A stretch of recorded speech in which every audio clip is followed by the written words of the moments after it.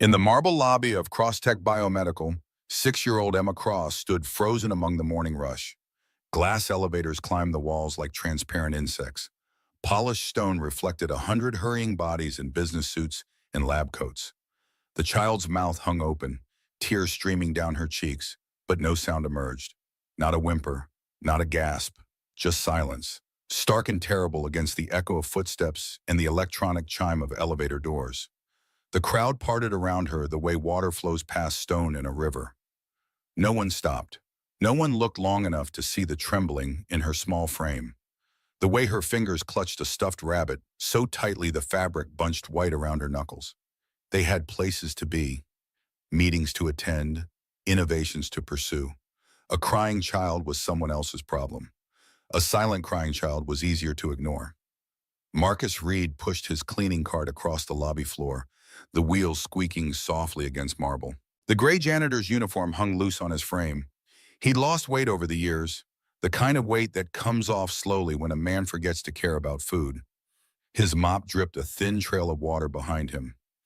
He'd been invisible for so long that he'd learned to move through crowds like a ghost, present but unseen, there but not acknowledged. Then he saw her. The little girl stood 20 feet away, trapped in whatever nightmare played behind those woody, terrified eyes. Marcus stopped. His hands moved before his mind fully processed the decision. Slow, deliberate, palms open where she could see them. The signs flowed from his fingers with the muscle memory of a language he'd once taught to hundreds. You are safe. I see you. Emma's eyes locked onto his hands. The motion caught her attention the way a flame draws a moth. Her chest still heaved with silent sobs, but her gaze tracked his fingers as they formed shapes in the air between them. He signed again. Breathe with me. Count to 5. Her small hands lifted, shaking so badly the movements were barely legible. But they were there. Signs, communication, a bridge across the chasm of her terror. Scared, her fingers formed. Too loud. Marcus knelt, bringing himself to her eye level. His hands never stopped moving, a steady rhythm of reassurance. I know, but you're not alone. Watch my hands. One breath, then another. The voice tore through the lobby like a knife through silk. Heels clicked rapid fire across marble, growing louder with each step. Don't touch my child! Victoria Cross appeared like a storm given human form. Her black suit was tailored to precision, her dark hair pulled back so severely it seemed to pull her features tight with perpetual control. She covered the distance to her daughter in seconds, positioning her body between Marcus and Emma with the fierce instinct of a mother bear.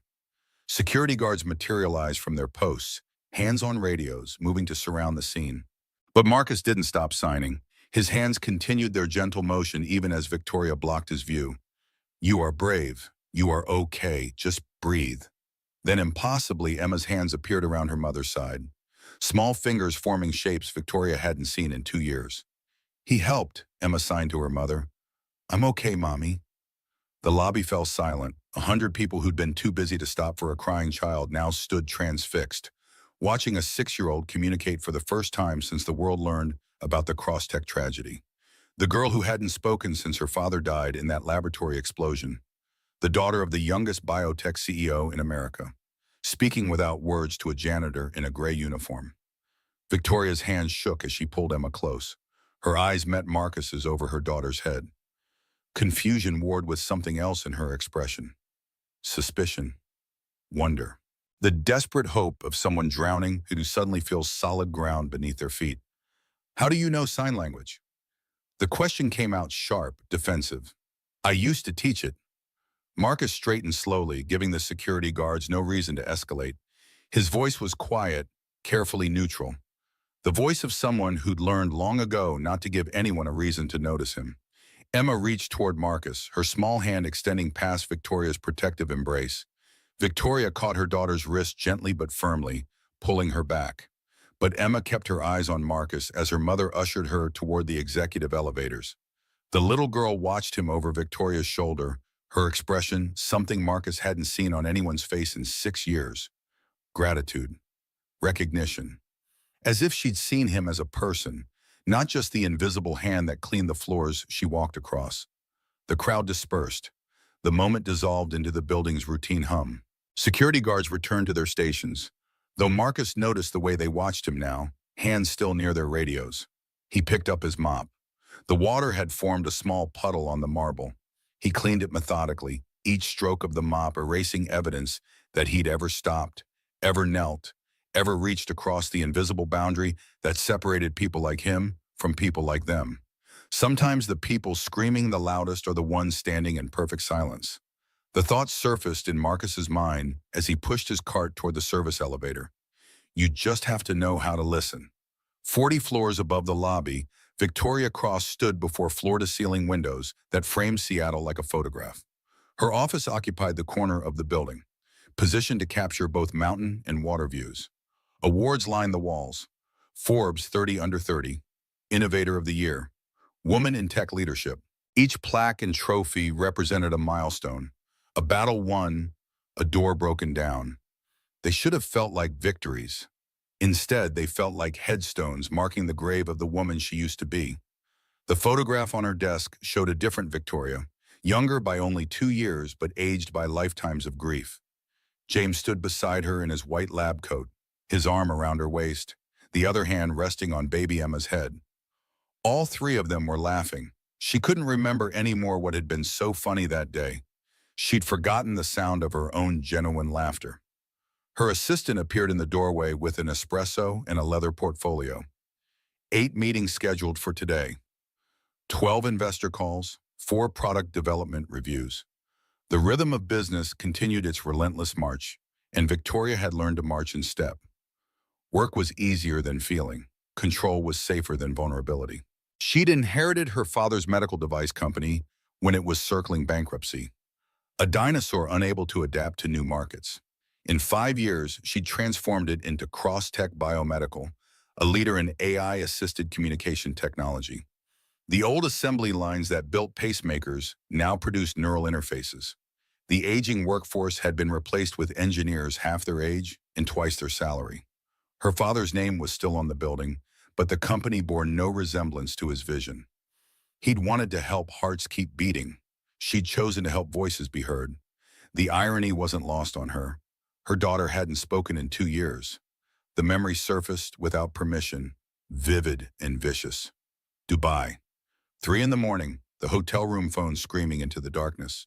The executive director's voice carefully controlled the way people speak when they're delivering catastrophic news.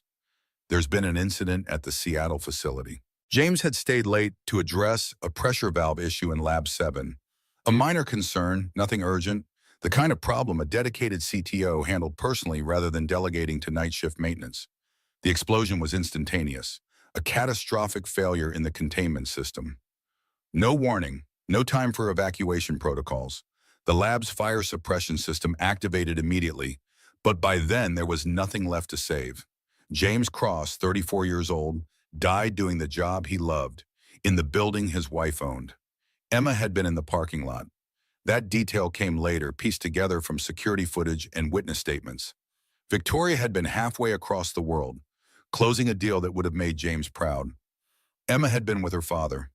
He'd brought her to work because the nanny called in sick and Victoria's phone was unreachable in back-to-back meetings. Emma had fallen asleep in his office. She'd woken up and wandered downstairs looking for him. She'd been standing by the window waiting for Daddy to finish work when Lab 7 lit up the night sky. The doctors called it trauma-induced selective mutism, post-traumatic stress manifesting as an inability to speak. Emma understood language perfectly. She could hear, process, comprehend, but something in her mind had closed the pathway between thought and sound. The explosion had stolen her father and locked her voice away in the same terrible moment. Victoria had hired the best specialists money could buy, speech therapists from Boston, trauma counselors from San Francisco, a psychiatrist who'd pioneered work with children who'd witnessed violence, private school with trained staff, round-the-clock monitoring. Every expert said the same thing: she needs time. Be patient, push too hard and you'll make it worse. 2 years of patience, 2 years of watching her daughter live in silence, 2 years of feeling helpless while running a billion-dollar company, powerful in every way except the one that mattered. She couldn't save Emma. She couldn't bring James back. She couldn't even reach across the growing chasm that separated mother and daughter until this morning, when a janitor with kind eyes and careful hands spoke to Emma in a language Victoria didn't understand, and her daughter responded. The security report landed on Victoria's desk at noon. Incident report, unauthorized contact with executive family member. Marcus Reed's employee file was attached, a thin collection of routine background check results. No criminal record. 3 years of consistent employment at Crosstech. Previous work history included janitorial positions at 2 other corporate facilities. Standard references, nothing remarkable. Nothing that explained how he knew specialized sign language. Nothing that explained why he could reach her daughter when nobody else could. Victoria opened her laptop. The search began as simple curiosity. Within an hour, it had become an obsession. She watched the security footage 14 times, studying the way Marcus's hands moved. The signs weren't standard ASL. She'd learned basic signs after Emma stopped speaking, enough to communicate simple needs. But what Marcus used was different, more specialized, more precise, medical, almost. She searched, sign language trauma children communication. The results flooded her screen, academic journals, research papers, clinical studies. One name kept appearing in the citations, SignBridge, a neural translation system designed specifically for children with trauma-induced communication disorders. The technology used AI to interpret non-standard signing patterns and convert them to synthesized speech. Revolutionary work, published 7 years ago by Dr. Marcus Reed. Victoria's hand froze on the mouse. She clicked the author profile. The photograph showed a younger man, clean-shaven, wearing a button-down shirt and university credentials. His smile was genuine, unguarded. The smile of someone who hadn't yet learned that the world could take everything. The biography was brief. Ray Reed is founder and CEO of SignBridge Technologies, a Seattle-based startup developing AI-powered communication tools for nonverbal children. His work combines speech therapy, linguistics, and machine learning to create systems that amplify voices that might otherwise never be heard. The article was dated 7 years ago. The photograph was archived. The man in the gray janitor's uniform bore little resemblance to the confident innovator in the university portrait, but the eyes were the same. Victoria searched deeper. News articles from 6 years ago painted a different picture. Tech innovator Marcus Reed accused of contract fraud. SignBridge founder loses company in legal battle. Reed claims technology stolen. Courts disagree. The headlines tracked a familiar arc of public disgrace. Promising startup. Partnership with major corporation. Sudden legal dispute. Company seized. Reputation destroyed. The details were murky, buried in legal language and carefully worded press releases. Marcus Reed had partnered with Titan Global, a corporate giant with deep pockets and deeper reach. The partnership agreement gave Titan manufacturing and distribution rights. Then Marcus's wife died in a car accident. 3 weeks later, Titan claimed full ownership of SignBridge technology. Marcus contested. Titan's lawyers produced contracts signed by both founders. The courts ruled in Titan's favor. Public opinion turned against Marcus. Failed tech founder tries to renege on agreement after personal tragedy. The narrative wrote itself. One article mentioned Sarah Reed's death more thoroughly, a car accident on Interstate 5. Drunk driver crossed the median at 70 miles per hour. Sarah died on impact. Dylan Reed, 3 years old, survived with minor injuries. Marcus Reed took his son and disappeared from public view. The comment sections beneath those old articles were vicious. Internet strangers dispensing judgment without mercy. Scammer. Thief. Using his dead wife's memory to steal his own company. People who'd never built anything, never lost anything, deciding that a grieving widower must be a fraud. Victoria closed the articles. Her hands trembled slightly as she opened Crosstech's acquisition files. 3 years ago, they'd purchased VoiceLink Pro from Titan Global. The technology powered Crosstech's flagship medical devices, neural interfaces that help speech-impaired patients communicate. The system was elegant, sophisticated, far ahead of anything else on the market. It had been instrumental in Crosstech's pivot from legacy medical devices to cutting-edge neural tech. She pulled the technical specifications, the core algorithm, the neural network architecture. Then she pulled Signbridge's original patent filing from the university database. The algorithms were identical, not similar, not inspired by, identical.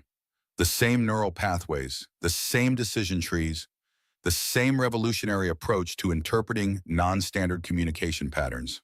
Just renamed, repackaged, sold under Titan's brand. Victoria sat back in her chair. The Seattle skyline blurred beyond her windows. Her company had unknowingly built itself on stolen technology. The man who'd invented it mopped the floors of the building that profited from his genius. She found the transfer contract buried in Titan's acquisition documents. The signature line showed Marcus Reed's name. The date was 3 days after Sarah Reed's death. 3 days after losing his wife, Marcus had supposedly signed away his life's work. Victoria had worked enough corporate deals to recognize forgery. She pulled Marcus's signature from his original partnership agreement with Titan. Different slant, different pressure. The loop on the R formed differently. She wasn't a forensic expert, but she didn't need to be. This signature was fake. Her phone buzzed. Emma's school calling. Everything okay? Just confirming pickup time. Victoria's assistant handling the call. The machinery of her carefully controlled life continuing its rotation while her world tilted on its axis. The man who mopped her floors had invented the technology that saved her company. The technology had been stolen through forgery while he was incapacitated by grief. And Victoria's company had purchased it, used it, profited from it for 3 years, never knowing the truth. She thought about Emma standing in that lobby, tears streaming in silence.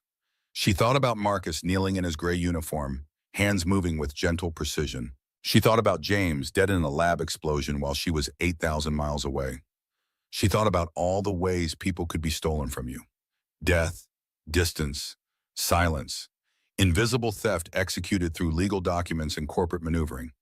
Darkness had fallen over Seattle by the time Victoria finally left her office. She sat alone in her car in the executive parking garage, engine off, hands on the steering wheel. Emma was home with the security detail and the night nanny, safe, cared for, alone in all the ways that mattered. Victoria pulled Marcus Reed's employee file up on her phone. His address was listed, worker housing complex on the city's east side, the kind of apartment building where people lived when they'd run out of better options. She started her car. The decision felt inevitable, like watching herself from outside her body, observing with detached curiosity as she made choices that would change everything. The rain started before she reached the interstate. By the time she pulled up to Marcus's building, it was pouring. She sat in her car, wipers beating rhythmically, staring at the illuminated windows of ordinary lives. Her phone showed 8 missed calls from the office, 6 urgent emails, a board member demanding a status update on the lobby incident, the machinery of crisis management churning without her. She dialed her house. Emma's night nanny answered. Is she awake? Just finishing homework, Ms. Cross. Put her on. Victoria switched to the video call.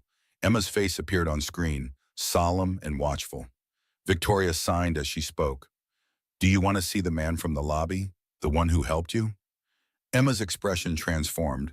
The careful mask she wore constantly cracked just enough to let something through. Hope, excitement, the ghost of the child she'd been before silence claimed her. Yes, Emma signed back. He understands.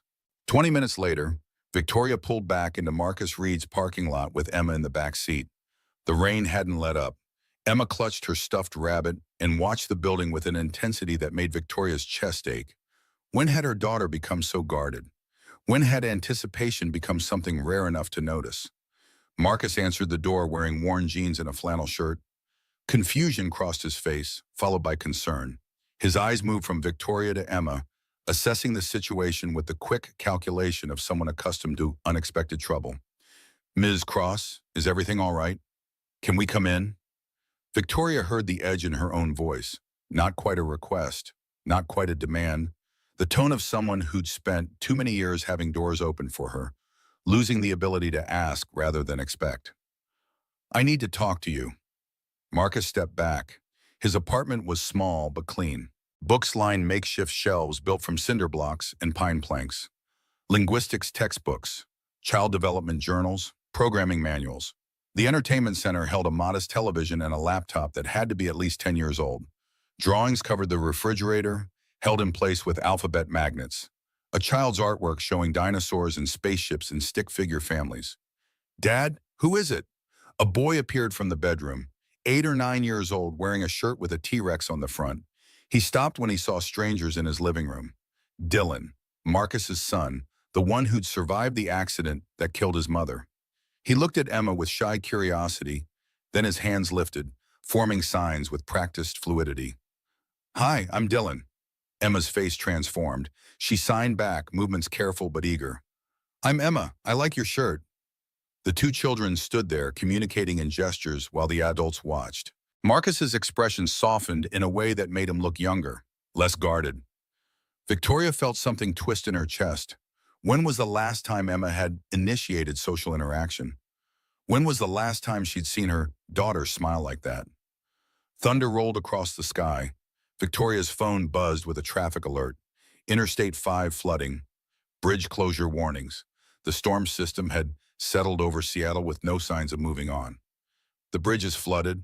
Marcus was checking his own phone. "Highway 99 too.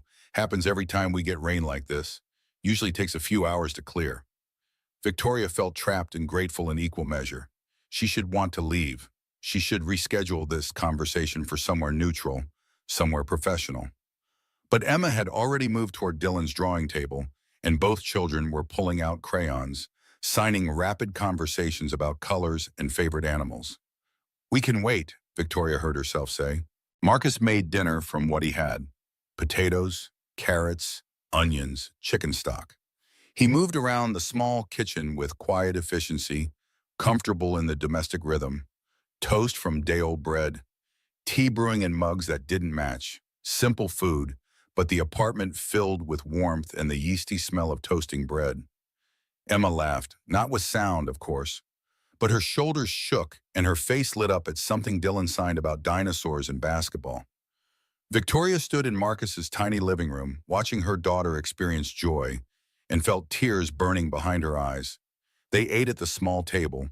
Dylan told stories through signs about his school day, translating for Victoria when her limited knowledge faltered. Emma responded slowly at first, then with growing confidence. The two children built a language bridge between them with the easy grace of kids who hadn't yet learned that connection required effort. After dinner, the children curled up on the couch with a blanket and an illustrated book about space. Emma's eyes grew heavy. Dylan signed gentle commentary about the pictures until both children drifted toward sleep. Marcus and Victoria sat across from each other at the kitchen table. The rain drummed against windows. The apartment's radiator hissed softly. In the warm dimness, the barriers between CEO and janitor felt more porous. They were just two people who'd lost their partners. Two parents trying to save their children. Two survivors navigating the aftermath of theft, both the kind that took lives and the kind that took everything else. "I know who you are." Victoria's voice was quiet but firm. "I read about Sign Bridge." Marcus went still, his hands wrapped around his tea mug, but he didn't drink. He didn't look away. "Then you know more than most people do." His voice carried no anger, just resignation, the tone of someone who'd stopped fighting a long time ago. "I know what Titan did to you. Do you?" There was something sharp beneath the words now, not directed at her exactly, but present nonetheless. "Do you know what it feels like to lose everything while people call you a liar? To have strangers decide your grief is fake because a corporation's lawyers are more believable than you are?" "No." Victoria met his eyes. "But I know what it feels like to watch your husband die while you're too far away to help. I know what it feels like to see your child disappear inside themselves and not be able to reach them. I know what it feels like to build everything you have on sand and pray the foundation doesn't collapse." Marcus looked at her for a long moment. Some of the sharpness faded. He drank his tea, set the mug down carefully. "Why are you here, Ms. Cross?" "My company uses your technology, VoiceLink Pro. We bought it from Titan 3 years ago. It powers every neural interface device we make. It's the reason Crosstech survived the pivot from medical devices to communication tech." "I know." Marcus's voice was soft. I clean the labs where they test it. I see the devices. I read the specifications when I'm emptying the trash cans. Every night I mop floors in a building using the technology I created, sold under someone else's name. Did you know the signature on the transfer contract was forged? Marcus's head snapped up.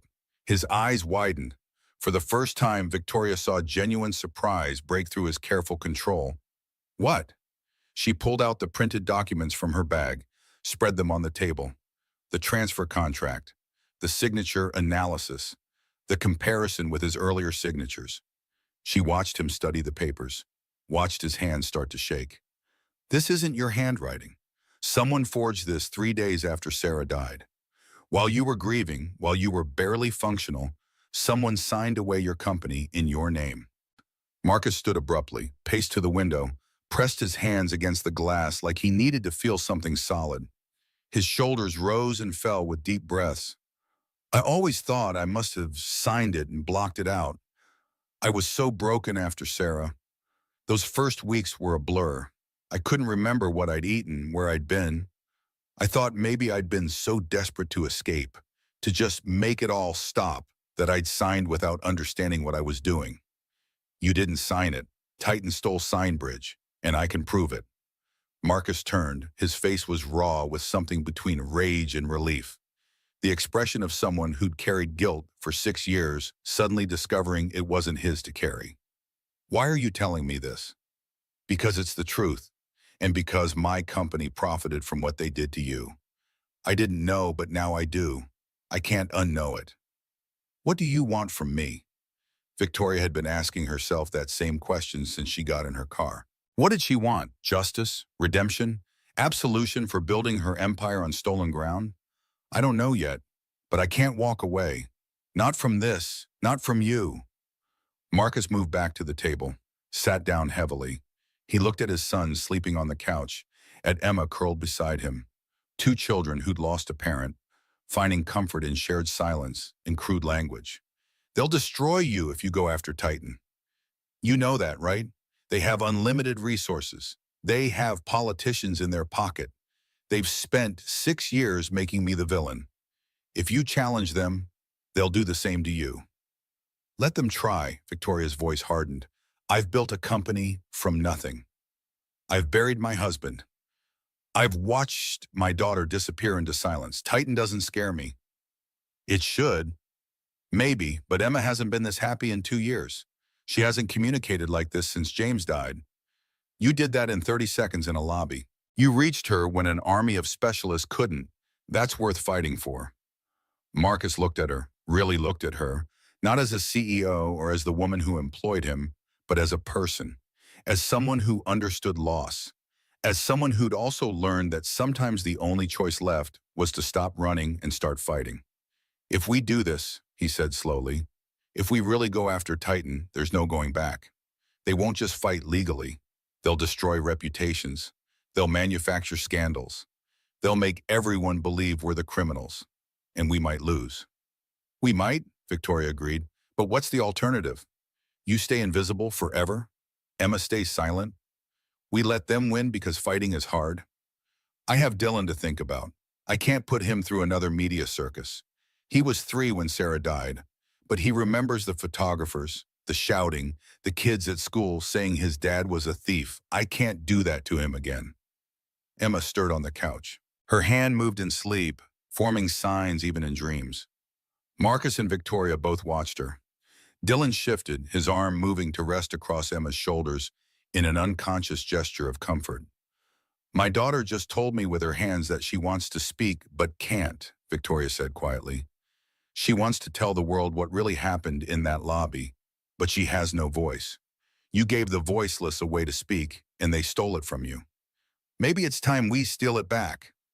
The rain pounded harder. Lightning flashed, briefly illuminating the small apartment. Thunder followed, shaking the windows in their frames. Marcus stared at the forged signature on the table between them. I'll think about it, he finally said. Victoria nodded. It was enough. For now, it was enough. She gathered Emma an hour later, after the highway patrol declared the roads passable. Emma signed sleepy protest about leaving Dylan. Victoria promised they'd see him again soon. She didn't know if it was true, but she saw hope flicker in her daughter's eyes, and she would have promised anything to keep that light alive. Marcus stood in his doorway watching them go. Victoria turned back once from her car. He was still there, backlit by the warm glow of his modest apartment. A man who'd lost everything and built a small, careful life from the pieces. A man who'd invented magic and had it stolen. A man who'd been invisible so long, he'd almost forgotten he was real. That night, Victoria stood in Emma's doorway, watching her daughter sleep. Emma's hands rested on the pillow, fingers slightly curved, as if even in sleep she was forming words no one could hear. The stuffed rabbit lay tucked under her arm. Her face was peaceful in a way Victoria hadn't seen since before the explosion. She thought about Marcus in his small apartment, about Dylan's drawings on the refrigerator, about the way both children had communicated across the silence. She thought about James, about the last time she'd seen him alive, about all the things left unsaid because she'd assumed there would be more time. She thought about the forged signature, about the technology built on theft, about the invisible man who cleaned floors in the building built on his genius. Her phone buzzed, a news alert. She almost ignored it, but something made her look. The headline punched through her exhaustion. Janitor approaches CEO's child, cross-tech employee under investigation. Below it, a 7-second video clip, security footage. Marcus reaching toward Emma in the lobby, the moment frozen in pixels. Except the video was edited, cut off before Emma signed back. Cropped to remove context, it showed Marcus approaching a crying child, Victoria pushing him away, security closing in. The caption called him dangerous. The comments were already vicious. Victoria's hands went cold. She clicked through to the source. Anonymous upload, posted 2 hours ago. Already going viral. 10,000 shares, 20,000. Climbing exponentially. Someone had waited, watched, and at the perfect moment, when Victoria was beginning to see a path forward, they'd release this. Not the truth, a carefully crafted lie. Titan Global's fingerprints were all over it. The war had begun. The viral video hit 20 million views by dawn. Victoria watched the numbers climb from her home office. Emma asleep upstairs, security doubled outside. Each refresh brought more comments, more outrage, more demands that Crosstech fire the dangerous janitor who'd approached a child. The algorithm had found its perfect villain, a middle-aged man in a gray uniform reaching toward a crying girl. Context didn't matter. Truth didn't sell. Fear did. Her phone rang at 6 a.m. Board members, lawyers, the head of public relations with damage control scenarios outlined in bullet points. Victoria listened to each call with the kind of cold focus that had built her company. They wanted Marcus fired immediately. They wanted a public statement condemning his actions. They wanted Victoria to throw him to the wolves and save Crosstech's reputation. She hung up on the third board member who used the word liability. Emma appeared in the doorway as morning light broke across Seattle. Her hair was tangled from sleep, the stuffed rabbit dangling from one hand. She moved to Victoria's desk and turned the laptop screen toward herself. The video was still playing on mute. Emma watched it twice, her face expressionless. Then her hands moved. This is a lie. Victoria pulled Emma into her lap. The girl was getting bigger, heavier, but she still fit in the space between Victoria's arms and chest, still smelled like children's shampoo and safety. I know, sweetheart. They cut it. They didn't show me signing back.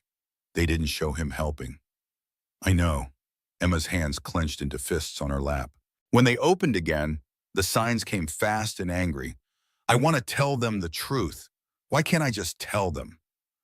The question broke something in Victoria's chest because you can't speak, because trauma stole your voice and gave you silence instead, because the world doesn't stop for healing, doesn't wait for the voiceless to find their words again. But Victoria didn't sign any of that. Instead, her hands formed a promise. You will tell them. I'm going to make sure you can. 2 hours later, Victoria stood in her private garage, staring at the prototype schematics she'd printed from Signbridge's patent files.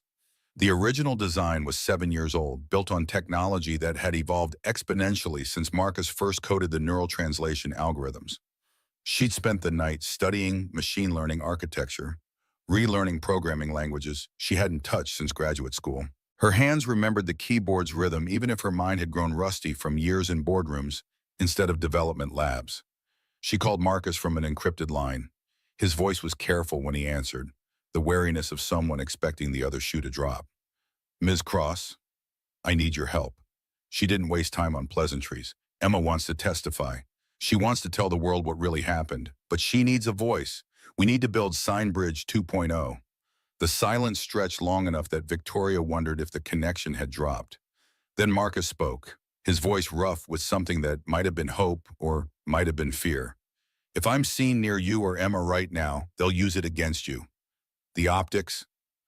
I don't care about optics. I care about giving my daughter a voice and exposing the truth about Titan. Are you in or not? Another pause. She heard him breathing, heard the sound of movement, a door closing. Dylan's at school until 3. I can be there in an hour. Marcus arrived after dark, a precaution they both understood without discussing.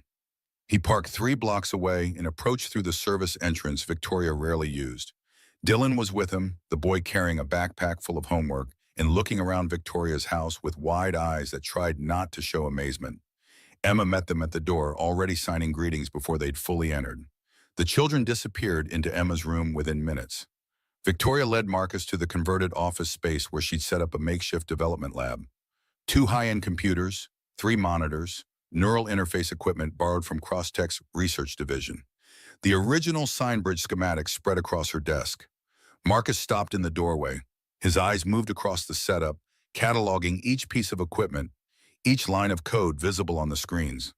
When he looked at Victoria, his expression held something she couldn't quite name. Grief, maybe, or the ghost of who he'd been before the world took everything. This is 7 years out of date. He moved to the main computer, fingers already reaching for the keyboard. The neural networks have advanced 3 generations since I designed this. The processing requirements alone. Can you update it? His hands hovered over the keys, not quite touching. Yes, but it'll take time.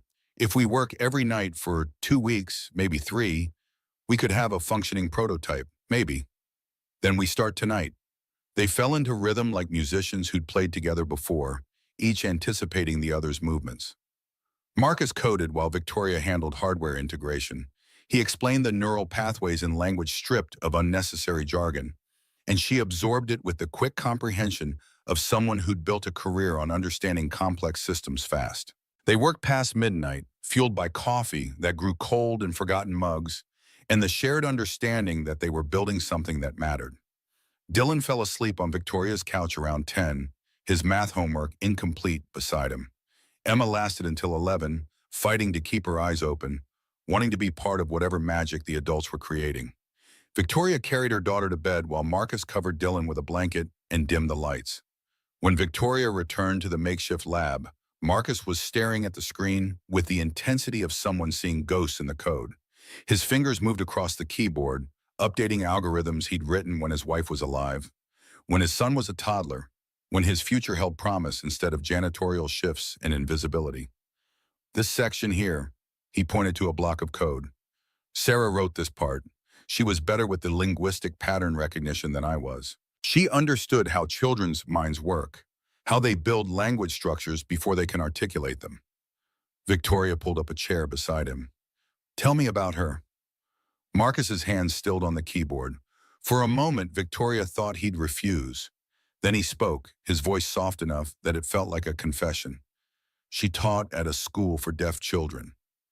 That's how we met. I was doing my clinical practicum in speech therapy, and she was the only teacher who didn't look at those kids like they were broken. She saw them as whole people who just communicated differently. His fingers traced the lines of code his dead wife had written. She believed every child deserved to be heard, in whatever language they spoke. Sign, speech, silence. It didn't matter. The message was what counted. She would have loved Emma. Yeah, she would have. Marcus returned to coding, but his movements were gentler now, reverent almost. Signbridge was supposed to be her legacy. Help kids like the ones she taught every day. Give them a bridge between their world and the hearing world. Instead, it became the thing that killed her. Victoria's hands stilled on the hardware she'd been configuring. The accident wasn't your fault. Wasn't it? If I hadn't partnered with Titan, if I'd kept Signbridge small and independent, Sarah wouldn't have been driving to their corporate office that day. She wouldn't have been on that highway at that hour. Some drunk asshole wouldn't have crossed the median and his voice cracked. He stopped talking abruptly, jaw clenched tight. Victoria understood the weight of that guilt. She'd carried its twins since the night James died. If I hadn't been in Dubai, if I'd been home, if I'd told him not to work late, if I'd prioritized my family over one more deal, the if-onlys could bury you alive if you let them. My husband died because I built a company that needed him to work late fixing problems I was too far away to notice. The words came out harder than she intended. I was closing a deal that would make us millions while he was bleeding out in a laboratory explosion. I got on that plane to Dubai, knowing Emma would miss me, knowing James would handle everything alone, and I went anyway because the business needed me. Except the business didn't need me. My family did, and I chose wrong. Marcus looked at her, really looked at her, the way he had in his apartment during the rainstorm, seeing past the CEO armor to the woman drowning in guilt underneath. We can't fix the past, he said quietly, but maybe we can fix what they broke, build something that helps other people's kids, even if we can't save our own partners. Victoria nodded. They returned to work. The code compiled, the hardware integrated. Piece by piece, Signbridge 2.0 began to take shape. 3 nights later, the prototype was ready for initial testing. Marcus had reconfigured the neural networks to process Emma's specific signing patterns, accounting for the way trauma affected her gesture formation. The system was more sophisticated than the original Signbridge, faster and more intuitive. It ran on a tablet interface instead of requiring dedicated hardware. If it worked, it could be scaled, mass-produced, given to thousands of children who needed voices. Emma sat in front of the camera, nervous energy making her hands shake. Dylan stood beside her, signing encouragement. Marcus knelt by the tablet, making final adjustments. Victoria watched from behind the camera, her heart hammering with hope and terror in equal measure. We're going to teach the computer your language, Marcus signed to Emma. Ready? Emma nodded, her hands lifted. Marcus guided her through basic signs. Hello, goodbye, happy, sad, scared, safe. Each time Emma signed, the AI processed her movements, learning the unique patterns of her communication. The first attempts were clunky, robotic. The synthesized voice that emerged from the tablet sounded like a text-to-speech program from 20 years ago. But after 50 signs, something shifted. The AI began to smooth the rough edges. After 100 signs, the voice sounded almost natural. After 200, it was beginning to capture inflection, emotion, the subtle variations that made language human. Emma signed, I love you, Mommy. The tablet's voice spoke the words aloud, and Victoria's world tilted. Her daughter's voice. Not the voice Emma had lost, not the sound Victoria remembered from before the explosion, but a voice nonetheless. A bridge across the silence. Emma stared at the tablet, eyes wide. Then she signed again. Faster now. I have a voice. The synthesized speech followed immediately. I have a voice. Emma's silent laugh shook her shoulders. She turned to Dylan and signed something complicated about dinosaurs in space and being able to talk forever. Dylan laughed and signed back, and the tablet translated both sides of the conversation in a flowing exchange that sounded almost like two children chatting naturally. Marcus stood slowly, watching his creation work the way he'd always dreamed it would. His eyes were wet. Victoria crossed the room and pulled Emma into a hug. Her daughter's hands kept moving, even pressed against Victoria's chest, signing joy and excitement into the space between them. The tablet kept translating, kept giving voice to Emma's happiness, and Victoria let herself cry for the first time since James's funeral. Dylan tackled Marcus in a hug. Dad, you did it. You made magic. Marcus held his son, his face buried in Dylan's hair. His voice was muffled but audible. We all did. Later, after the children had finally exhausted themselves and fallen asleep tangled together on Victoria's couch, Marcus and Victoria sat in her kitchen drinking whiskey that cost more than his monthly rent. The prototype sat on the counter between them, a testament to what they'd built together. This changes everything, Victoria said. With this, Emma can testify at a press conference. She can tell the world what really happened. We can expose the edited video for the lie it is. Marcus swirled the whiskey in his glass. And then Titan will come at us with everything they have. They won't let this technology exist without a fight. It's theirs now, legally if not morally. If we release Signbridge 2.0, we're opening a war on two fronts: the public court over the lobby incident and the legal court over patent infringement. Let them come.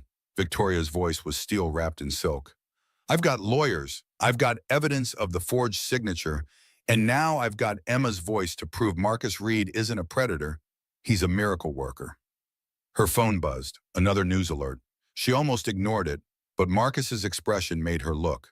The headline drained blood from her face. James Cross under investigation for corporate espionage before death. The article was timestamped 30 minutes ago. Major outlets had already picked it up. Documents leaked to the press showed James Cross allegedly stealing Crosstech trade secrets in the months before his death.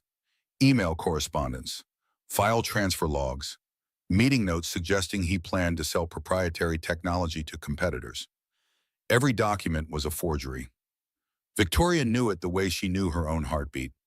James had been many things: brilliant, obsessive, occasionally arrogant, but never disloyal, never a thief.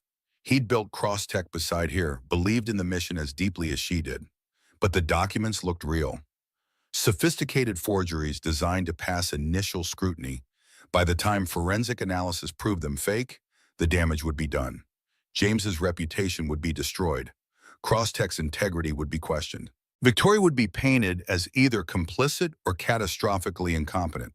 Titan was burning down everything she'd built to protect their theft of Signbridge.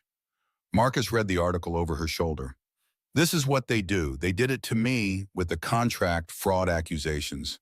They're doing it to James now that he can't defend himself. By tomorrow, there will be more documents, more anonymous sources, more carefully crafted lies that sound plausible enough to stick. Victoria's hands clenched around her phone hard enough to make the case creak. They're using my dead husband as a weapon against me. Yes. Because I threatened to expose them. Yes. Because you and I decided to fight back instead of staying quiet. Marcus met her eyes. We can still stop. I can disappear again. You can issue a statement condemning me, cut all ties, protect Crosstech. Titan will back off if they think you are not a threat anymore. Victoria thought about Emma asleep on the couch, finally able to speak after 2 years of silence. She thought about Dylan, who'd spent 6 years believing his father was a fraud. She thought about James's memory being desecrated with lies. She thought about Marcus's choice 6 years ago to surrender rather than fight, to accept invisibility rather than risk his son's well-being. The easy path was right there. Take it and everything stopped. The attacks, the investigations, the viral videos. Life could return to its controlled, manageable misery. No, the word came out harder than stone. We go forward.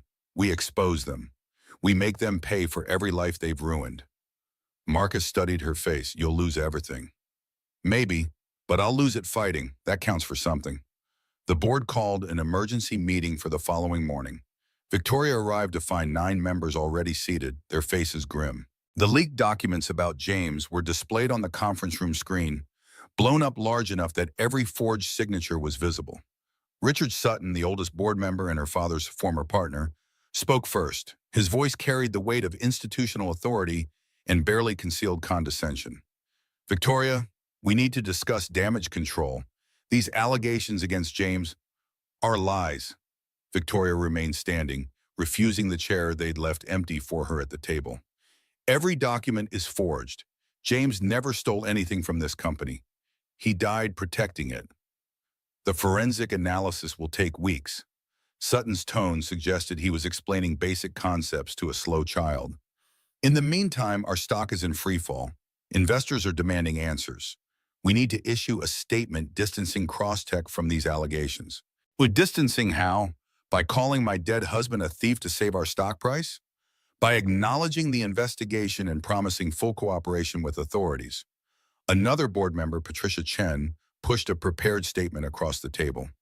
This language preserves plausible deniability while showing we take the accusations seriously. Victoria skimmed the statement. It was a masterclass in corporate equivocation, carefully worded to avoid direct accusation while implying guilt. James Cross's actions are under review. Crosstech maintains the highest ethical standards and will cooperate fully with any investigation. The company cannot comment on ongoing legal matters, but takes these allegations with utmost seriousness. Translation: James might have been a criminal, but Crosstech is clean. Blame the dead man. She tore the paper in half. We're not throwing James under the bus to appease Titan Global. The room went silent. Sutton's face flushed red. Titan? What does Titan have to do with everything? Victoria pulled out her own documents. The forged sign bridge transfer contract, the signature analysis, the patent comparison showing VoiceLink Pro was identical to stolen technology. Titan Global committed fraud 6 years ago to steal technology from Marcus Reed. Crosstech unknowingly purchased that stolen technology.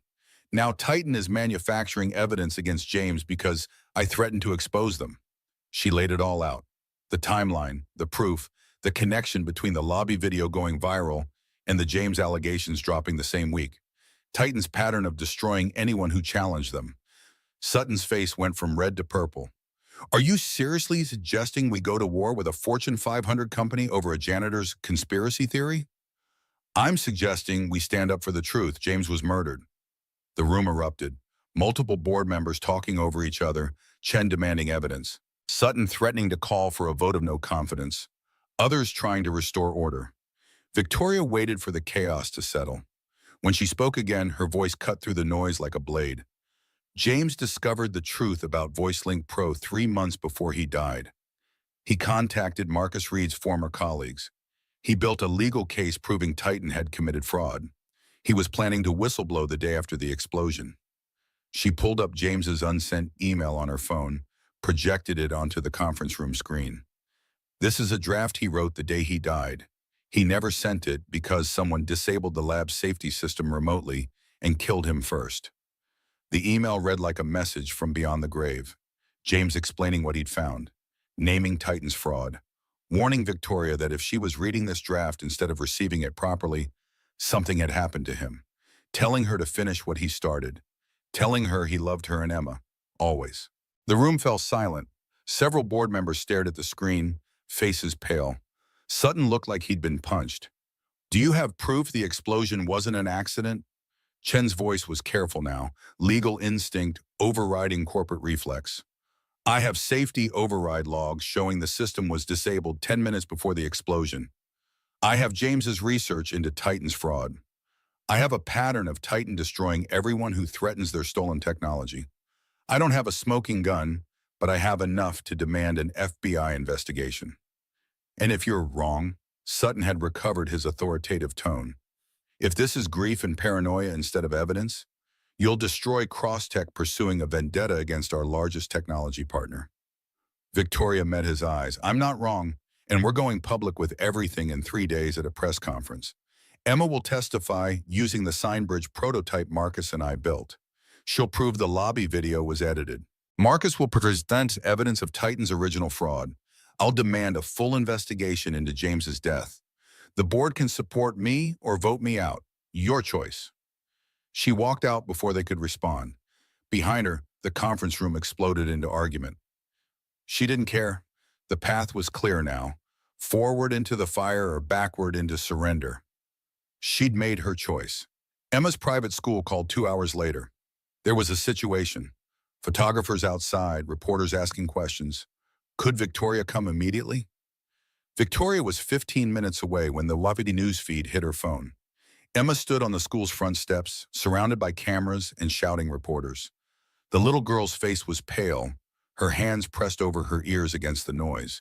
Teachers tried to create a barrier, but the press pushed closer, microphones extended, questions overlapping into meaningless roar. Traffic was gridlocked. Construction on Fifth Avenue had narrowed 3 lanes to 1. Victoria watched helplessly from her car as the feed showed her daughter frozen in terror, trapped by the very people who'd called Marcus dangerous for approaching her in a quiet lobby. Then Marcus appeared on screen. He pushed through the crowd, moving with purpose and zero concern for the cameras turning his direction.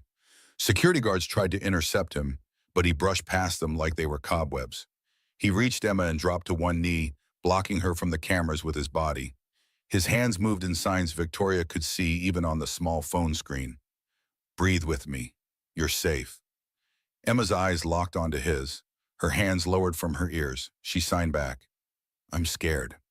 "I know, but I'm here. Just breathe." The crowd pressed closer. Someone grabbed Marcus's shoulder. A security guard pulled him backward. Marcus didn't resist, but his eyes never left Emma. His hands kept signing even as they dragged him away. "You're brave. You're safe." The image captured everything. A child reaching for the man being restrained. A mother's car visible at the edge of the frame, blocked in traffic, too far away to help. The raw injustice of it crystallized in a single moment. Victoria abandoned her car in the middle of the street and ran. Her heels slowed her down and she kicked them off, sprinting the last 3 blocks in stockings that shredded on the pavement. By the time she reached the school, Marcus was on the ground with security holding him down. Emma stood above him, signing frantically to teachers who didn't understand. Victoria shoved through the cameras. Reporters shouted questions she ignored. She reached Marcus and extended her hand. He looked up, surprised. She pulled him to his feet in full view of every camera, every lens, every reporter hungry for the next viral moment. "This man saved my daughter twice." Her voice carried across the crowd, amplified by the dozen microphones pointed her direction. "His name is Marcus Reed, and he's not a predator. He's a hero." The cameras exploded with flashes. Victoria kept Marcus's hand in hers, kept her eyes locked on his, and let the world see exactly where she stood. That night, the image went viral for different reasons than the lobby video. CEO defends disgraced janitor. Victoria Cross stands by controversial employee. Crosstech in crisis as leader backs accused man. The narrative was shifting, fragmenting, losing the clean simplicity of villain and victim. Marcus sat in Victoria's kitchen while Dylan and Emma played upstairs, their laughter drifting down through the floorboards. His wrist bore bruises from where security had restrained him. Victoria had insisted on ice and anti-inflammatory medication, and now they sat in the strange intimacy of shared combat, survivors of the same battle. "You shouldn't have done that." His voice held no accusation, just weariness. "Now they'll come after you harder." "They were already coming after me. At least this way I'm not hiding." Marcus pressed the ice pack against his wrist. "Dylan asked me tonight if we were going to have to move again. He's 8 years old and he already knows what it means when people look at you like you're dangerous." Emma stopped speaking because she saw her father die. "Both our kids have been through more than children should survive. Maybe it's time we stop running from the people who hurt them and start fighting back." "Fighting back gets people killed." The words came out flat, haunted. "James fought back. Look what happened to him." Victoria's hands tightened around her coffee mug. "You think Titan killed James?" "I think James asked questions about technology they'd stolen. I think he threatened to expose them. I think 2 weeks later he was dead in an explosion caused by safety systems that mysteriously failed." Marcus looked at her. "I think if we push hard enough, they'll do the same to us. Then we push harder than they can handle. We go public before they can prepare. We get the evidence in front of enough people that killing us would only prove we're right.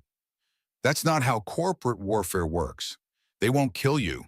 They'll destroy your reputation, drain your resources, make your life so unbearable that you'll beg them to stop. They'll go after Dylan, after Emma, after everyone you love until you have nothing left to protect." Victoria stood and moved to the window. Outside, Seattle's lights spread across the darkness like stars fallen to earth. Her city, her company's headquarters visible in the skyline, a monument to everything she'd built, everything she stood to lose. "James left me a message." Her reflection in the glass looked older than 32. "In that email draft, he said if I was reading it instead of receiving it properly, I'd know what happened to him. He told me to finish what he started, make them pay." Those were his exact words. She turned to face Marcus. "I can't let him down again. I wasn't there when he needed me most. I can be there now, even if it's too late for him." Marcus was quiet for a long moment. Then he set down the ice pack and stood. "If we're doing this, we need to be smart. Titan's already playing dirty with the James allegations. They'll keep manufacturing evidence until something sticks. We need to move faster than they can respond.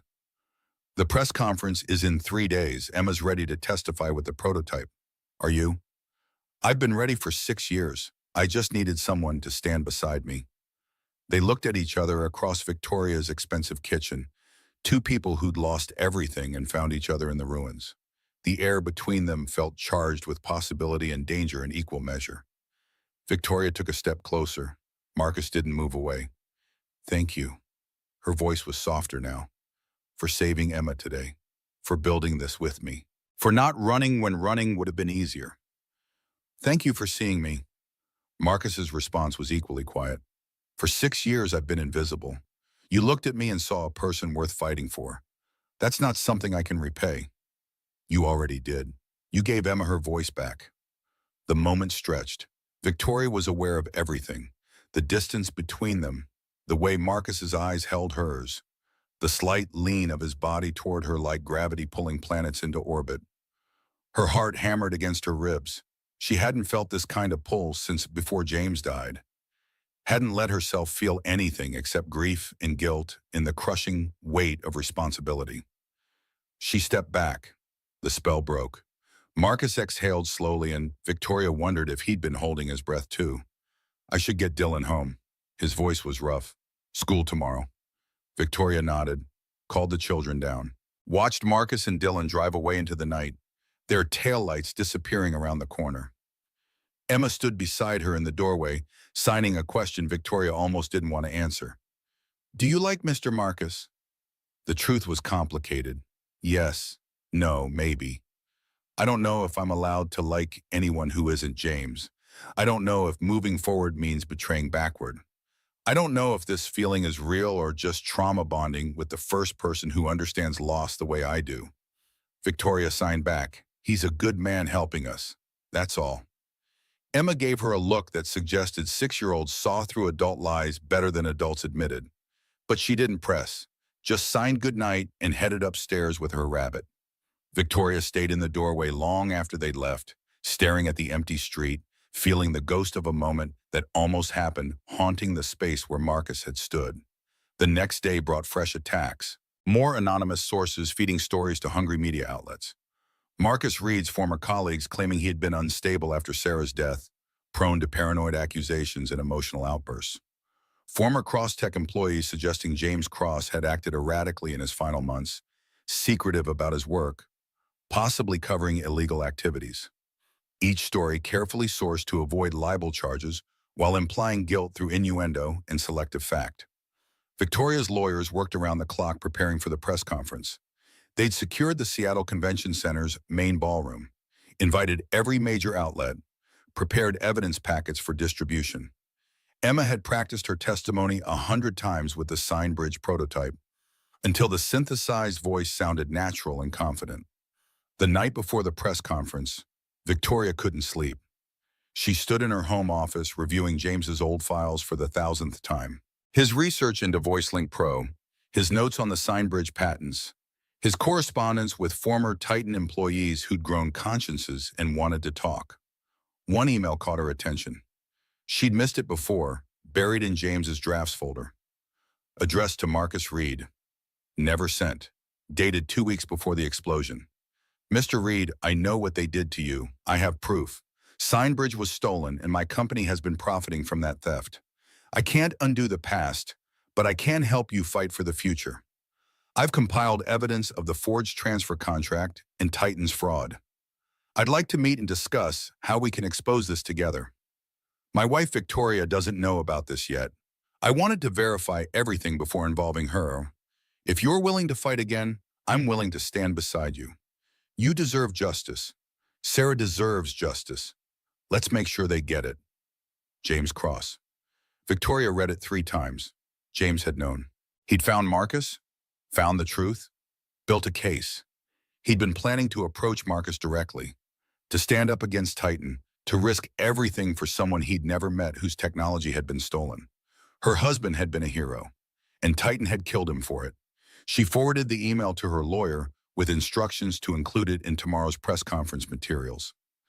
Then she called Marcus. He answered on the second ring, voice alert despite the late hour. Victoria, what's wrong? James knew about you.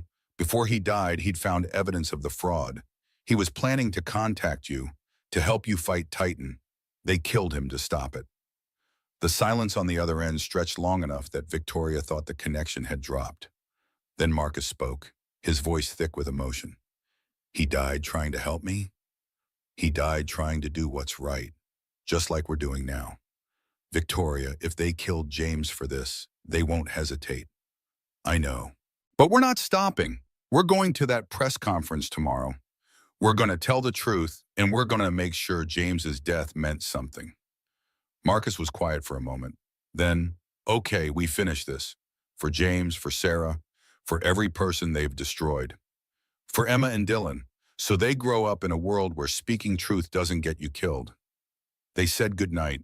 Victoria returned to James's files, reading through his research with fresh eyes. Her husband had been brilliant and careful and brave. He'd known the risk.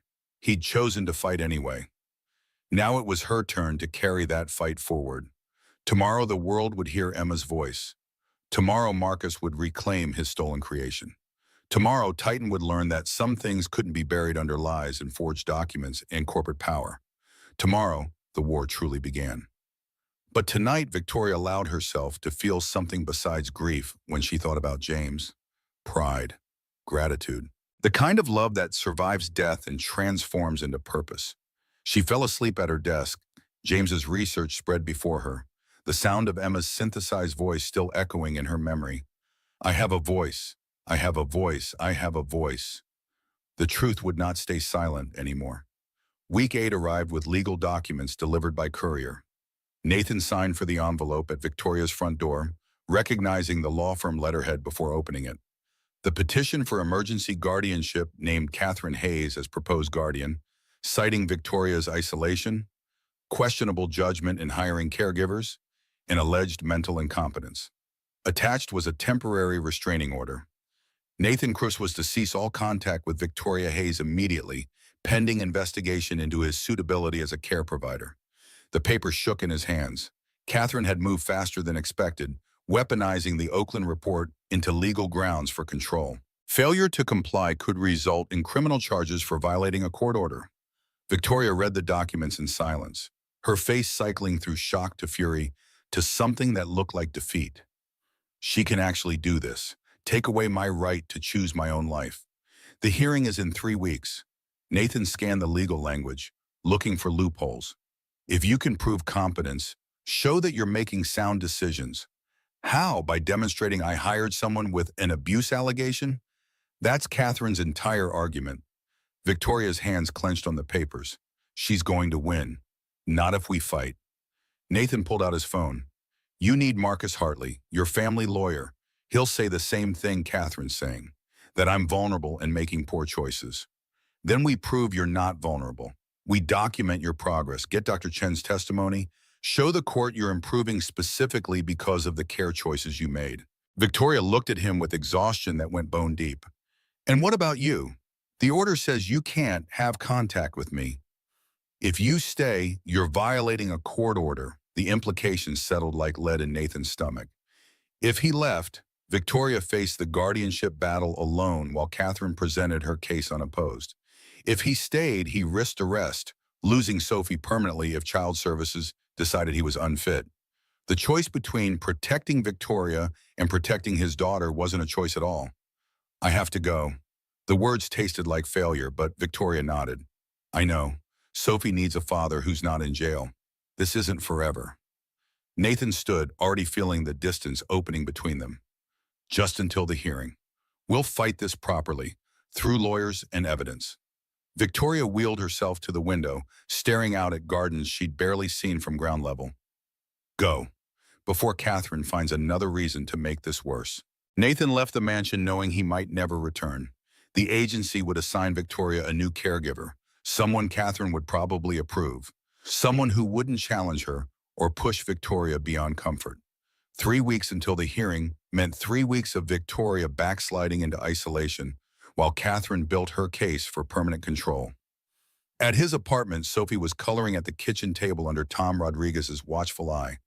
She looked up with a smile that died when she saw Nathan's expression.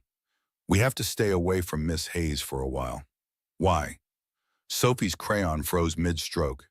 "Did we do something wrong?" "No, baby. Grown-up legal stuff. Her sister thinks I'm not good for her, but you helped her stand." Sophie's indignation was fierce. "You made her happy. Sometimes people don't see what's really happening." Nathan pulled his daughter close. "But we're going to fix it, okay?" The next 3 weeks passed in slow agony. Nathan found work at a hardware store, minimum wage and mindless, stocking shelves and avoiding thoughts of Victoria alone in that cold mansion.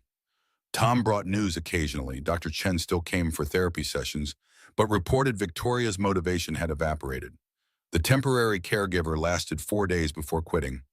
Victoria refused a replacement. Sophie drew pictures of dragons and knights that she couldn't deliver, stacking them on her dresser like prayers. Nathan called Marcus Hartley and learned what he'd expected. The guardianship case was strong without evidence of Victoria's competence and progress.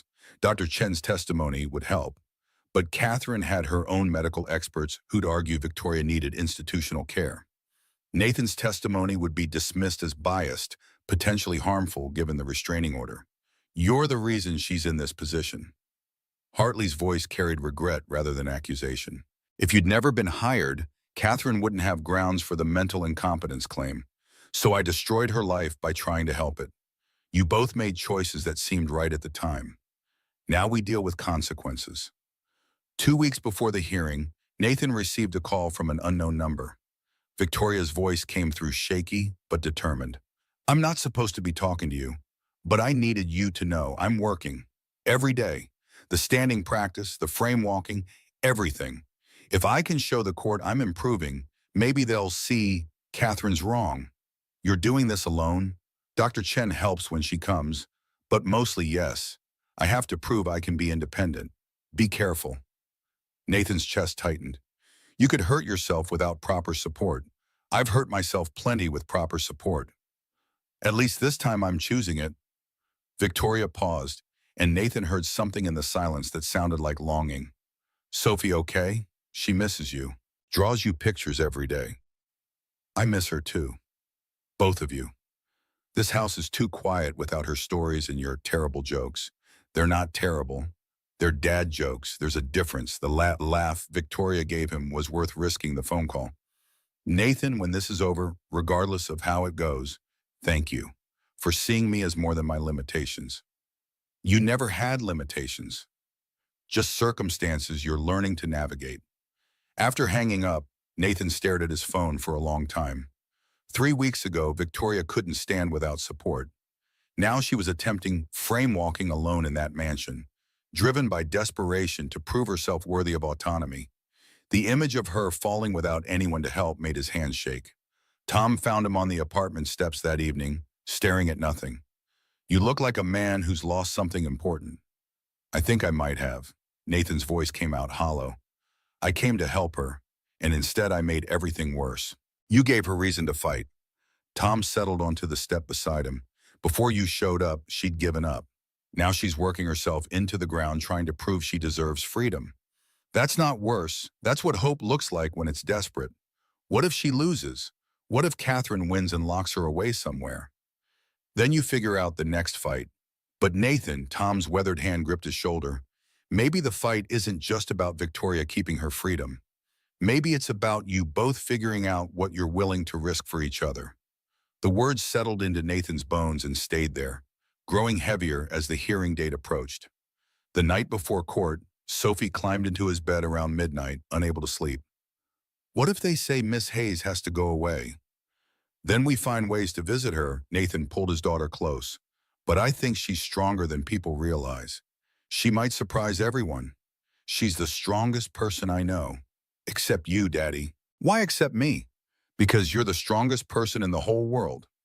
Nathan held his 7-year-old and hoped she'd never learn how fragile strength actually was, how easily it could shatter under the weight of impossible choices. The courthouse was modern glass and steel, nothing like the warm, wood-paneled buildings from TV shows.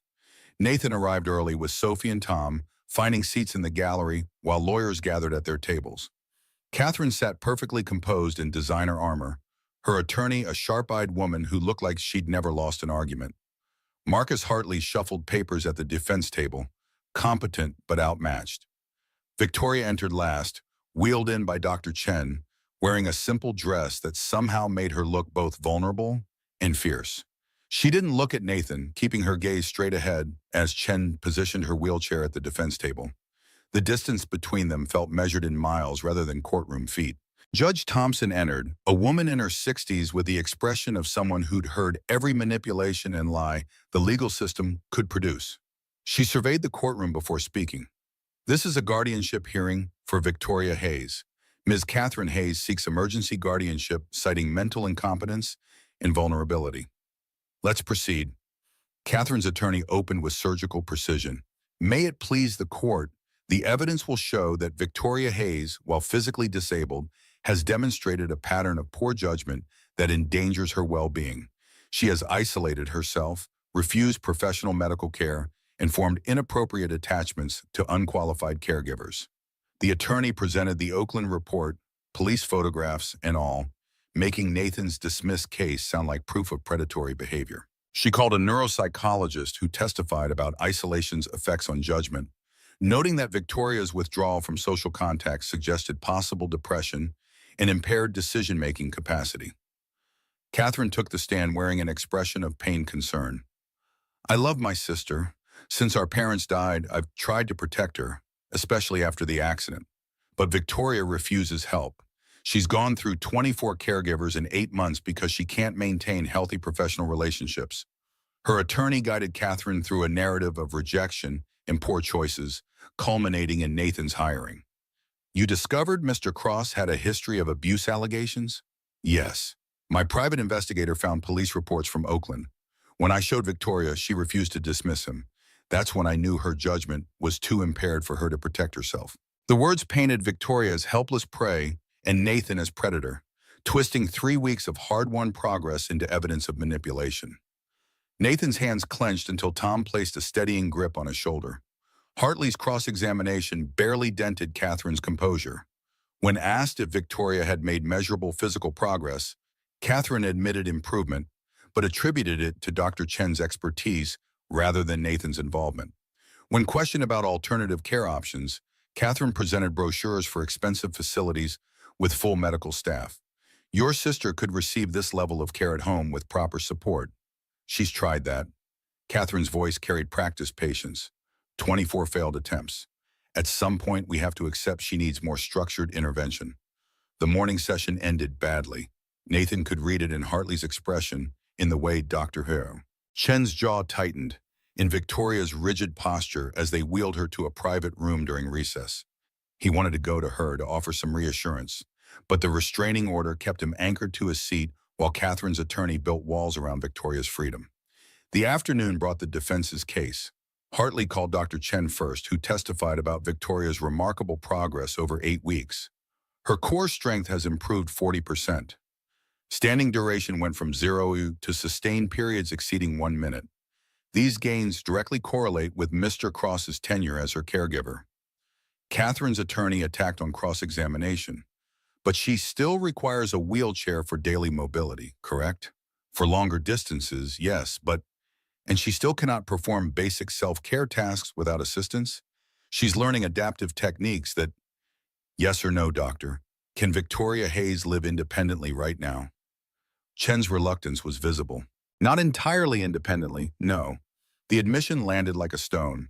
Hartley tried to recover by calling witnesses to Victoria's cognitive abilities. Her financial advisor testifying she'd managed complex investments competently throughout her disability. Her former climbing partner speaking to her intelligence and determination.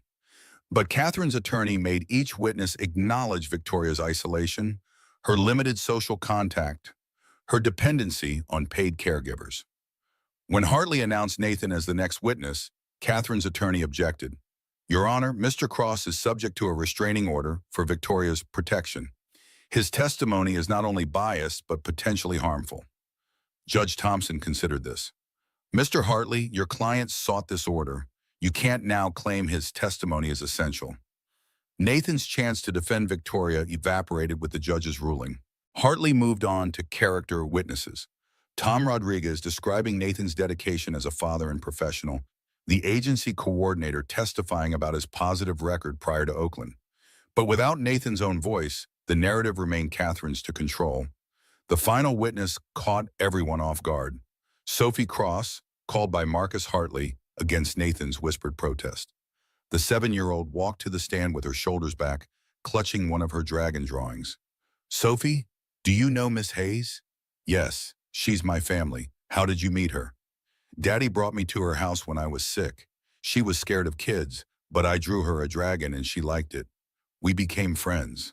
Hartley guided Sophie through descriptions of Victoria's improvements. The cooking together, the standing practice Sophie had witnessed. Can you tell the court what you saw Miss Hayes do? She stood up. Sophie's voice carried pure excitement. At those bar things, Daddy helped, but she did it herself. She was crying because she was so happy. Catherine's attorney declined to cross-examine a child, which was probably wise given Sophie's fierce loyalty. But the testimony felt thin against hours of expert witnesses and Catherine's systematic dismantling of Victoria's autonomy. Judge Thompson called for closing arguments as afternoon shadows stretched across the courtroom. Catherine's attorney summarized efficiently. Victoria Hayes needed protection from her own impaired judgment, and guardianship was the compassionate choice to ensure her safety and well-being. Hartley countered with passion but limited evidence. Victoria deserved autonomy, had made genuine progress, and shouldn't be institutionalized against her will. Before I rule, I'd like to hear from Victoria Hayes herself. Judge Thompson looked directly at the defense table. Miss Hayes, this is your life we're discussing. Do you have anything to say? Victoria sat very still for a moment. Then she spoke, her voice carrying across the courtroom. Yes, Your Honor, I'd like to demonstrate something. The courtroom stirred with confusion. Victoria looked at Dr. Chen, who produced a walker from behind the defense table. Nathan's breath caught. He knew that equipment, had seen it in the gym, but Victoria had never successfully used it in his presence.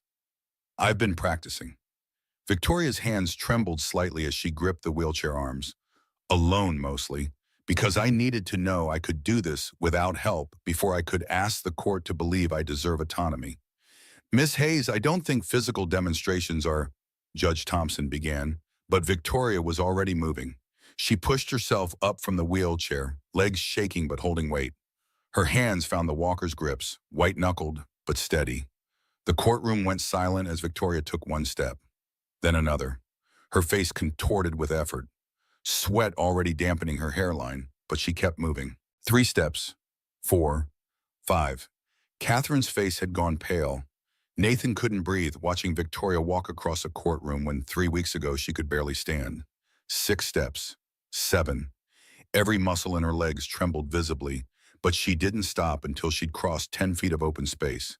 Then she turned, showing the court her face, and spoke between gasps for air. I did this without Nathan. Taught myself. Proved I could. But the reason I had strength to try, him and Sophie, they gave me, reason to fight. Victoria's legs finally gave out, and she caught herself on the walker, lowering carefully back toward her wheelchair. Dr. Chen rushed to assist, but Victoria waved her off for one more moment. Catherine says I make poor decisions. Maybe I do. But choosing Nathan Cross was the best decision I've made since my accident. He didn't coddle me, didn't let me give up, saw me as a person, not a problem. If that's impaired judgment, then I hope I never recover. She sank into the wheelchair, exhausted and shaking, but her gaze stayed on the judge. I don't need a guardian. I need people who believe I'm worth the effort of healing. Nathan and Sophie gave me that. Don't take it away. The courtroom erupted in whispers. Judge Thompson banged her gavel once, silence falling immediately. Miss Hayes, that was remarkable. How long have you been able to walk? 3 weeks, since Nathan had to leave. Victoria's voice steadied. I pushed myself because I had to prove something. But I only got this far because he taught me I was stronger than I believed. Judge Thompson looked from Victoria to Catherine to the assembled lawyers. I'll be brief. This court sees no evidence of mental incompetence. Victoria Hayes just demonstrated cognitive function, forward planning, and physical determination that exceeds what most people could manage under pressure. The judge's gaze settled on Catherine. Ms. Hayes, your concern for your sister is noted. But concern doesn't justify removing someone's fundamental rights. Victoria has shown she's making informed decisions about her care, decisions that are producing measurable results. Guardianship petition denied. Victoria Hayes retains full autonomy over her medical care, living situation, and personal relationships. The gavel's crack was final.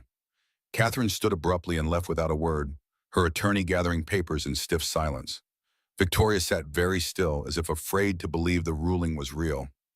Nathan moved before thinking, the restraining order now void, crossing the courtroom to kneel beside her wheelchair. You walked. All this time you were learning to walk. I needed to prove I could do it alone. Victoria's eyes were wet. Before I could ask you to stay.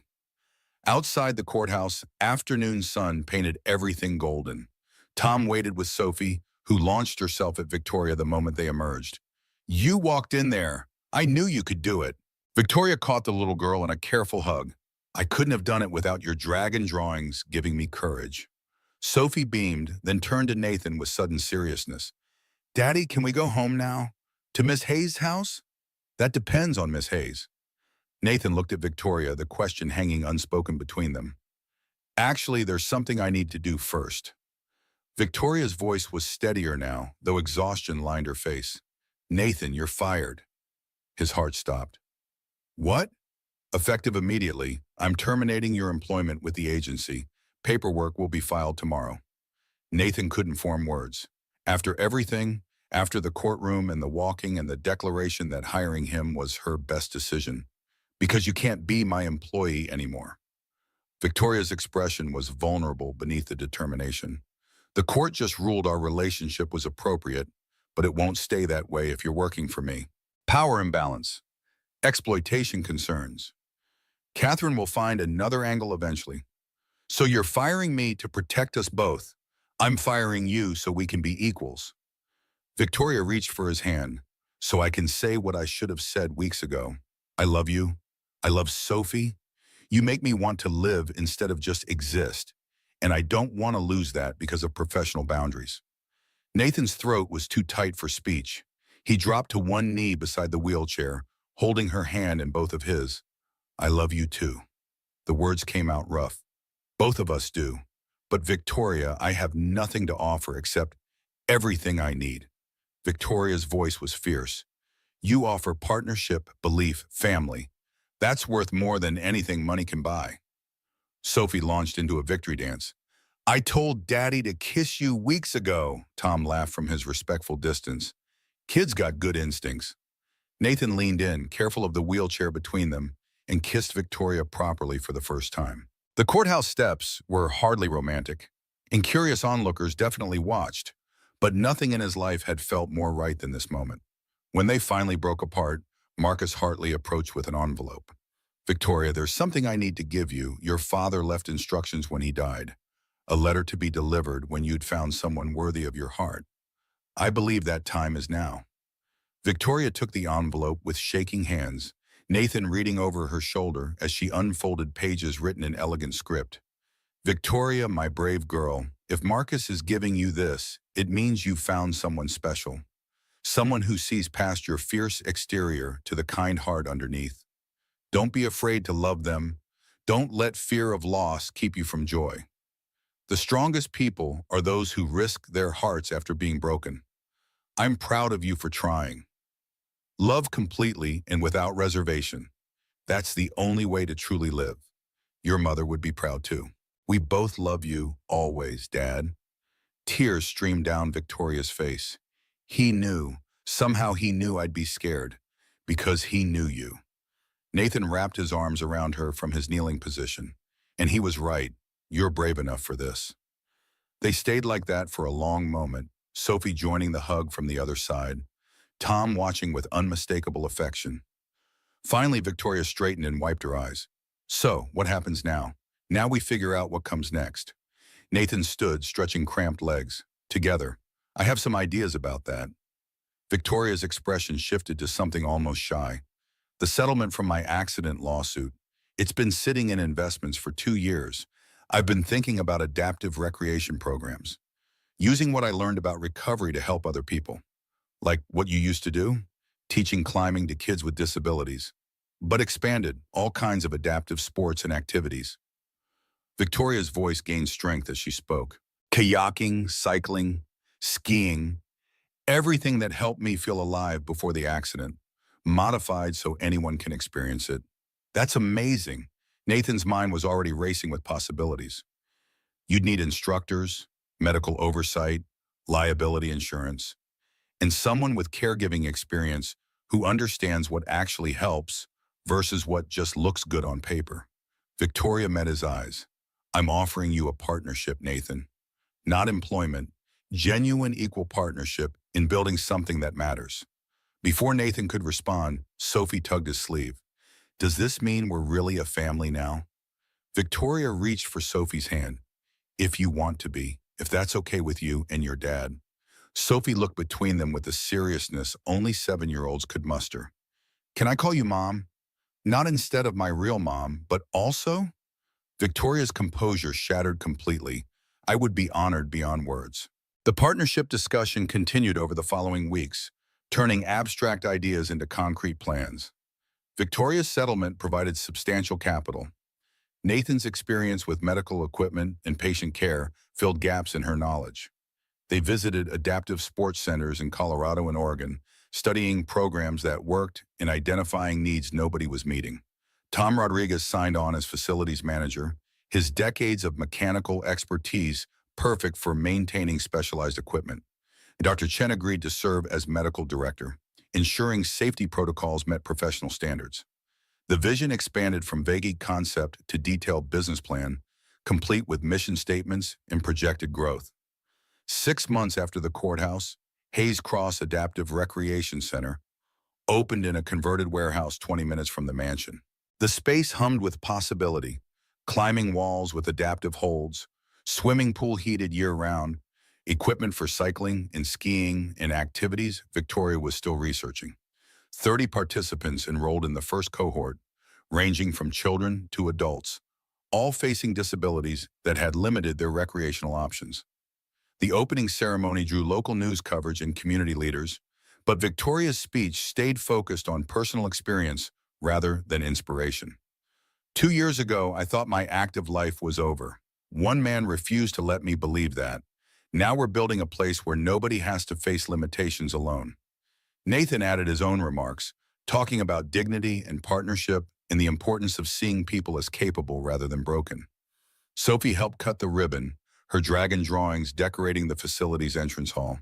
That evening, after the crowds dispersed and equipment was secured for the night, Nathan found Victoria on the warehouse roof watching the city lights spread below. She walked there using her cane. The walker retired 6 weeks ago, mobility improving daily, though she still used the wheelchair for longer distances. Big day. Biggest of my life. Victoria leaned against the railing. We actually did it. Built something real. Nathan moved beside her, close enough their shoulders touched. You built it. I just helped with the heavy lifting. Don't diminish what you contributed. Victoria turned to face him. This only exists because you believed in it. In me. I believed in us. Nathan took her hand, feeling the familiar calluses from climbing and therapy equipment. Speaking of which, there's something I've been meaning to ask. He produced a small box from his jacket pocket, opening it to reveal a simple band with an inscription. Victoria squinted at the words in the dim light. You stayed. That's what this comes down to. Nathan's voice was steady despite his racing heart. Everyone else left when things got hard. You stayed. I stayed. Sophie stayed. We built a family from that choice, and I want to make it official. Victoria Hayes, will you marry me? Victoria stared at the ring, then at Nathan, then back at the ring. Her answer came out half laugh, half sob. Yes. Absolutely yes. Nathan slipped the ring onto her finger, and they stood together on the warehouse roof, lights spreading below like possibilities multiplying endlessly. Sophie emerged from the stairwell where she'd apparently been lurking. Did she say yes? She said yes. Sophie pumped her fist. Finally, I already picked my dress. They laughed together, the sound carrying across the warehouse roof and into the night beyond. Victoria leaned into Nathan's shoulder, solid and warm and present in ways that still surprised him sometimes. You know what the best part is? Not the center or the engagement or any of it specifically. It's that I'm not waiting anymore. Waiting for what? For my real life to start, for things to go back to how they were, for some future version of myself who has it all figured out. Victoria's voice was soft. This is it. Right now, this messy, imperfect, beautiful thing we're building together. The words settled into Nathan's bones, joining all the other truths he'd learned from watching Victoria fight her way back to living. Life didn't wait for perfect circumstances. It happened in the choosing, the showing up, the refusing to quit even when quitting looked rational. A year later, on the center's anniversary, Catherine attended the celebration. She approached Victoria stiffly, the distance between them measured in months of silence. "You've done well here. We've done well." Victoria gestured to include Nathan and Sophie and the entire operation. All of us together. Catherine's expression softened incrementally. "I was wrong about Nathan, about your judgment, about what you needed. I thought I was protecting you. You thought you were controlling me." Victoria's voice was firm but not cruel. "There's a difference. I see that now." Catherine glanced at the ring on Victoria's finger. "He's good for you. They both are." The acknowledgement cost her, which Victoria recognized and appreciated. "Thank you for coming." After Catherine left, Tom Rodriguez appeared with knowing grin. That looked painful for her. Growth usually is. Victoria watched her sister's Mercedes pull away, but necessary. The center's second year brought expansion, satellite programs in 3 cities, partnerships with hospitals and rehabilitation facilities, recognition from national adaptive sports organizations. Victoria traveled for speaking engagements, Nathan managed day-to-day operations, and Sophie started volunteering as a junior instructor's assistant. Their wedding took place on the warehouse roof where Nathan had proposed, surrounded by family and friends and participants whose lives had changed through the program. Sophie served as both flower girl and ring bearer, insisting on wearing dragon wings over her dress. Tom walked Victoria down the aisle, her father's role claimed by the man who'd supported their family through every challenge. The ceremony was simple, vows written by the couple and delivered without professional polish. Nathan promised to stay even when things got hard, to believe in Victoria when she couldn't believe in herself, to build a life worthy of Sophie's trust. Victoria promised to choose courage over fear, partnership over isolation, and to see Nathan's strength even when he felt weak. When the officiant pronounced them married, Sophie cheered loud enough to startle birds from nearby trees. The reception featured adaptive sports demonstrations, stories from participants, and dancing that accommodated every mobility level. Derek Mitchell sent flowers with a note congratulating them both, gracious in defeat. Catherine gave a toast that surprised everyone with its genuine warmth. Late in the evening, Nathan found Victoria in the climbing gym, looking up at the adaptive walls they'd designed together. She'd climbed earlier that day for the first time since her accident, making it 15 feet with specialized equipment and a patient instructor. Thinking about going higher, thinking about how far we've come. Victoria's hand found his. "A year ago, I couldn't stand. Now I'm climbing and married and running a business that helps people. It doesn't feel real sometimes. It's real." Nathan pulled her close, their rings catching light from the gym's overhead bulbs. "We made it real by refusing to give up. You made it real by showing up that first day and not running when I threw pills at you. Best decision I ever made, taking that job. Best decision I ever made was letting you stay." Victoria leaned into him, solid and warm and fully present. "Even though I tried really hard to make you leave, you had to test whether I'd actually stay." I understood that. They stood together in the climbing gym, surrounded by equipment that helped people reach heights they thought were lost forever. Outside, their wedding reception continued, laughter and music drifting through open windows. Sophie's voice rose above the noise, probably dancing with Tom Rodriguez or showing off to other children. "You know what Sophie asked me yesterday?" Victoria's voice was thoughtful. She wanted to know if we could adopt more kids, give her siblings who need families like we needed each other. "What did you tell her?"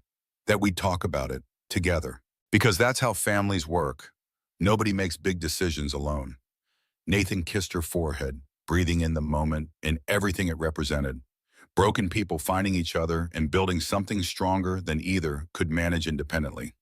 A 7-year-old girl who'd lost her mother, learning to trust again. A woman who'd lost mobility, discovering she'd never lost her strength. I love you. The words were simple but contained multitudes. Everything you were, everything you are, everything we're becoming together. Victoria turned to face him fully, standing on legs that worked through will and practice and refusing to accept limitations as permanent. I love you too, for staying when leaving would have been easier, for seeing possibility when I could only see loss. They kissed in the climbing gym while their wedding reception continued outside, and Nathan thought about the mansion 3 years ago, where a bitter woman had thrown pills at him to test if he'd quit. She'd been testing wrong. The question wasn't whether he'd quit, but whether he'd see past her anger to the person underneath who desperately needed someone to stay. He'd stayed. She'd stayed. Sophie had stayed. And from that simple choice, everything else had grown. The future spread before them now, full of possibilities they'd build together. More programs, maybe more children, certainly more challenges that would test their partnership. But Nathan had learned something essential over the past 3 years. Love wasn't about perfect circumstances or easy choices. It was about showing up consistently, believing when belief was hard, choosing each other even when fear suggested otherwise. Victoria took his hand and led him back toward the reception, her gait steady even without assistive devices. Behind them, the climbing walls rose toward ceiling heights she'd reach again someday. Not because she needed to prove anything anymore, but because some mountains were worth climbing simply for the joy of movement and possibility. The warehouse doors opened onto celebration. Their family and community gathered to witness this next chapter. Sophie spotted them and waved frantically, dragon's wings flapping with enthusiasm. Tom raised a glass in toast. Dr. Chen smiled from her conversation with other medical professionals. This was it. Not the life Victoria had planned before her accident, not the future Nathan had imagined after Claire's death, but something better precisely because it was built from broken pieces and second chances. Adaptive, resilient, stronger for having survived the fall and learned to stand again. They stepped into the celebration together, ready for whatever came next, knowing that as long as they chose each other daily, they could weather any challenge. The warehouse echoed with laughter and music and the sound of people discovering they were capable of more than they'd believed possible. And in the entrance hall, Sophie's original dragon drawing still hung in a place of honor. Ember the dragon helping a knight in a wheelchair have adventures. The image that had started everything, reminding them all that everyone needs help sometimes. And asking for it isn't weakness, but wisdom. Home wasn't a place. It was choosing to stay, day after difficult day, building something worth keeping, even when keeping it required everything you had to give. Nathan and Victoria had found that home in each other, and nothing would ever make them let go.